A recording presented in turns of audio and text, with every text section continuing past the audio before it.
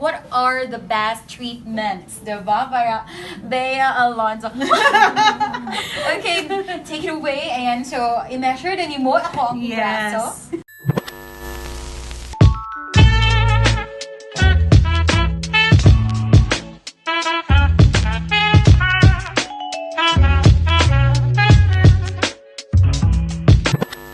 Hi there everybody, back again at Shean Aesthetic Clinic. This time, we want to share to you kung sa manang recommendation or best suggestion if you want to have slimmer, yan o kay karang crispy pata pa man itong braso. When I'm here, good ha, just want to share, usa gid ni sa place ko asa pwede kay nako mabulgar, ang mga insecurities, things that I feel uncomfortable i-share sa akong body in public.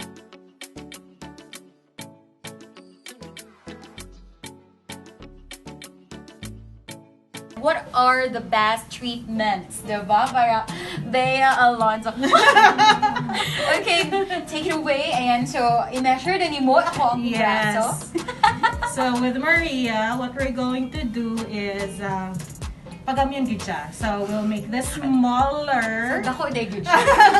Smaller siya. So, we'll make it smaller. We'll make it tighter and burn fat. So, we'll be burning fats at the same time ipa-tighten siya para mugamay. So it's like this now. Hopefully it will be like that after. Oh, mga 5 kilos. So we'll measure para we'll have our basic mga data. ebidensya. Mga ebidensya. Diba? Okay. So this is 7.8, 8.7. Ito na, hawak na ni Ninyo nga pa. And 11. 11, my yes. God. Wala na ni bagtak ni ko ay. Okay. Take note mo ha. 7.7. Mag-exam after this. So what we're going to do now is we'll have 2 treatments, 2 or 3, depende if Maria will be comfortable with needles.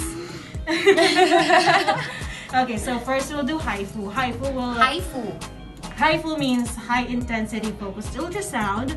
What it will do is it will make it tighter, and then its specialty is for skin lifting, skin tightening and lifting. And the next one will be Exilis. Ever Exilis machine. Ooh. It has both the radio frequency and ultrasound technology, which is very good for skin tightening as well. Pero ang iyag's specialty is for fat reduction. Yun, fat reduction. So, HIFU will take care with the tightening. Exilis will take care of the fat reduction.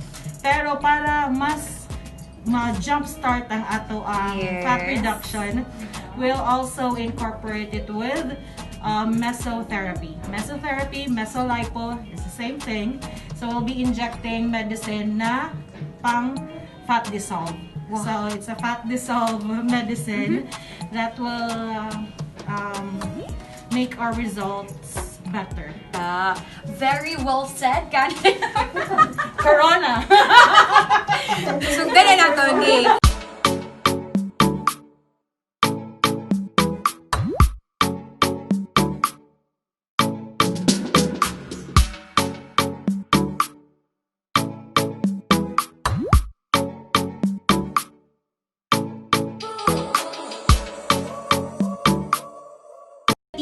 Back at it again. As I've said kanina, you guys stay tuned, and right now we are kicking off with our slimmer braso, and we are having now the HIFU treatment, which is actually tolerable. If you have guys tried HIFU in your face, mas ma-tolerate ninyo siya here sa inyong braso. So, usa ni siya sa mga pamaagi, one of the treatments that you can syempre try if you want a slimmer arm.